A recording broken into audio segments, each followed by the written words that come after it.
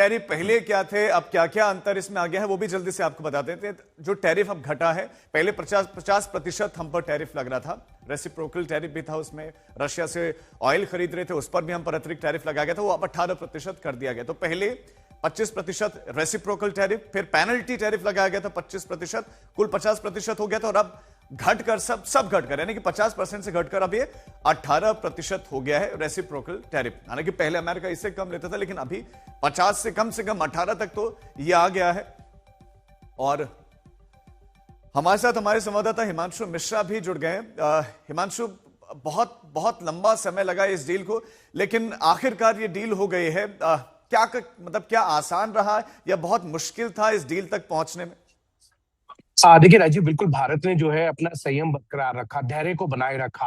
और इसी बात को प्रधानमंत्री नरेंद्र मोदी ने जो है वो संसदीय दल की बैठक में कहा। उन्होंने कहा कि जब हम पे टैरिफ लगाया गया था अमेरिका के द्वारा, तो हमारी आलोचना की थी सभी ने, लेकिन हमने अपने धैर्य को नहीं खोया और 8 महीने के समय में लगातार जो है नेगोशिएशन किया। भारत का प्रतिनिधि मंडल जो है वो अमेरिका गया, अमेरिका का प्रतिनिधि मंडल जो है वो भारत में आया, और लगातार नेगोशिएशन की बातचीत चलती रही। और अंततः सब देख सकते हैं कि अब भारत पे जो है 18% का जो है वो टैरिफ है, जो कंबोडिया, बांग्लादेश, इंडोनेशिया और वियतनाम से कम है। तो एक तरीके से देखा जाए, जहां से मैन्युफैक्चरिंग कर एक्सपोर्ट किया जा रहा था, वहां से भी कम टैरिफ अगर भारत पर है, तो भारत का नेगोशिएशन जो है वो बहुत अच्छा रहा है। और इसी बात को प्रधानमंत्री ये भी कह रहे हैं कि मैन्युफैक्चरिंग सेक्टर को बढ़ाना होगा, और साथ ही साथ जो है क्वालिटी प्रोडक्ट पे जो है वो ध्यान देना है। और इसीलिए उनका ये कहना है कि मैन्युफैक्चरिंग को लेकर हर डिस्ट्रिक्ट में आप हमारे साथ बड़े हिमांशु लौटते हैं, मनोज तिवारी का भी बयान आपको सुनाते हैं, उन्होंने क्या कहा है। सर, जो ट्रेड डील हुई है भारत और अमेरिका के बीच, उसको लेकर के क्या कहेंगे? कल जो राष्ट्रपति ट्रंप और नरेंद्र मोदी जी की बातचीत के बाद जो 18% टैरिफ कर दी गई है, पीछे कुछ समय में आपने देखा होगा किस प्रकार से इस पर पूरा देश, दुनिया और देश के भी कई लोग हमलावर थे।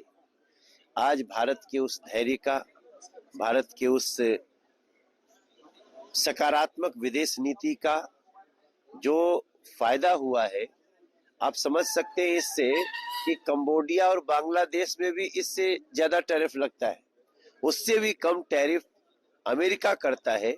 ये भारत के लिए और भारत के व्यवसाय के लिए और भारत के 2047 तक डेवलप होने के लिए बहुत बड़ा समाचार है, और हम इसके लिए भारत सरकार का, मोदी जी का धन्यवाद। कांग्रेस पार्टी सवाल खड़ा कर रही, कह रही कि समझौता एक तरीके से किया गया और रूस के साथ जो तेल खरीदते थे उस पर रोक लगाई गई। ऐसा करने से भारत अपना संप्रभुता पर समझौता कर रहा है। हमारी भारत, देखो यही बात अगर कांग्रेस को समझ में आ जाए तो कांग्रेस को जनता प्यार करने लगेगी। हर जगह हार मिल रही है, हर जगह दुत्कारे जा रहे हैं, क्यों? इसी लक्षण पे। अब भारत अपनी नीतियां बनाने के लिए स्वयं स्वतंत्र है, और उस स्वतंत्रता के साथ जहां जैसे फायदा होगा देश के किसानों का, देश का, युवाओं का, महिलाओं का, वो हम कर रहे हैं।